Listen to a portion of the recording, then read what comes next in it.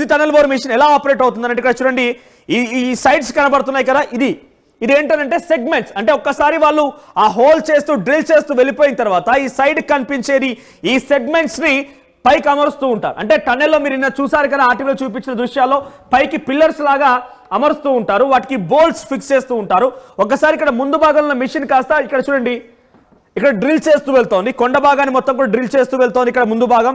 ఆ తర్వాత ఈ మట్టి ఈ కాంక్రీట్ అంతా కూడా దీనికి బయటకు వస్తుంది, కన్వేర్ బెల్ట్ పైకి వస్తుంది, సైడ్ కి ఆ సెగ్మెంట్స్ ఉన్నాయి, ఆ సెగ్మెంట్స్ ని అమరుస్తూ ఉంటారు. అయితే చిట్ట చివరన ఈ డ్రిల్ చేసేటువంటి ఫ్యాన్ వరకు వెళ్ళారట నా బీఆర్ఓ సభ్యులు. ఇక్కడ గమనిస్తున్నారు కదా ఈ బీఆర్ఓ సభ్యులు చిట్ట చివరి వెళ్ళిపోయారు. అక్కడి వరకు ఆ దృశ్యాలు ఒకసారి మళ్ళీ ప్లే చేస్తాను మీకు. నేను థర్మకోల్ షీట్స్ వేసుకొని చిట్ట చివరి వరకు వెళ్ళిపోయారు. సుమారుగా ఒక 100-120 మీటర్లు ఉంటుంది ఇదంతా కూడా. ఇక్కడ స్టార్టింగ్ ఎడ్జ్ లో ఆ కటింగ్ చేస్తూ కొండను చీల్స్తూ టన్నెల్ ఏర్పాటు చేస్తూ ఉంటారు. ఆ తర్వాత మధ్య భాగానికి వచ్చేసరికి ఆ టన్నెల్ చీల్చిన తర్వాత మట్టిని ఆ కొండ రాళ్ళని అన్నింటిని కూడా బయటికి వెళ్లేందుకు ఒక మార్గం ఉంటుంది ఈ మిషన్ లోనే.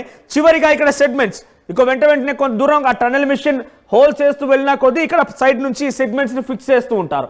సో ఆ సెగ్మెంట్స్ అన్ని కూలిపోయాయి, ఆ మిషన్ పైన పడిపోయాయి, మిషన్ కూడా ఖరాబ్ అయిపోయింది, మిషన్ కూడా ధ్వంసం అయిపోయింది. కొంతమంది బీఆర్ఓ సభ్యులు ఒకసారి దృశ్యాలు ప్లే చేయండి పీసీఆర్ ప్లీజ్ ఇక్కడ.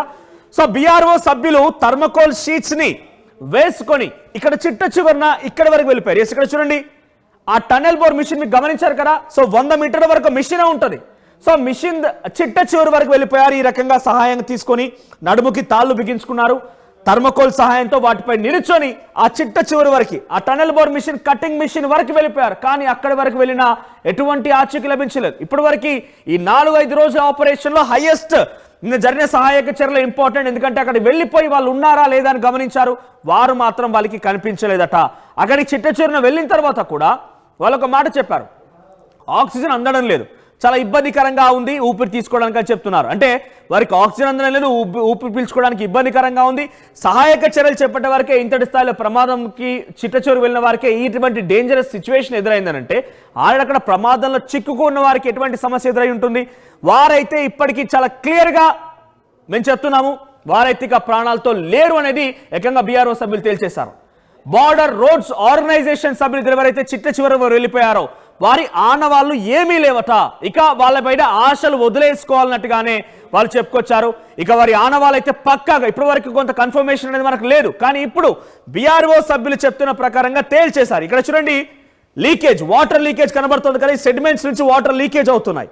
ఆ దృశ్యాలు మీరు చూడండి, అదంతా కూరుకుపోయింది, ఆ వాటర్ లీకేజ్ అవుతున్నాయి. పర్ మినిట్ 5,000 లీటర్ల నీళ్లు, పర్ మినిట్ 5,000 లీటర్ల నీళ్లు లీకేజ్ అవుతున్నాయి అటు దీని ద్వారా. పర్ మినిట్ కి 5,000 లీటర్లు అంటే అర్థం చేసుకోండి ఎంతటి స్థాయిలో వాటర్ లీకేజ్ అవుతుంది అనేది.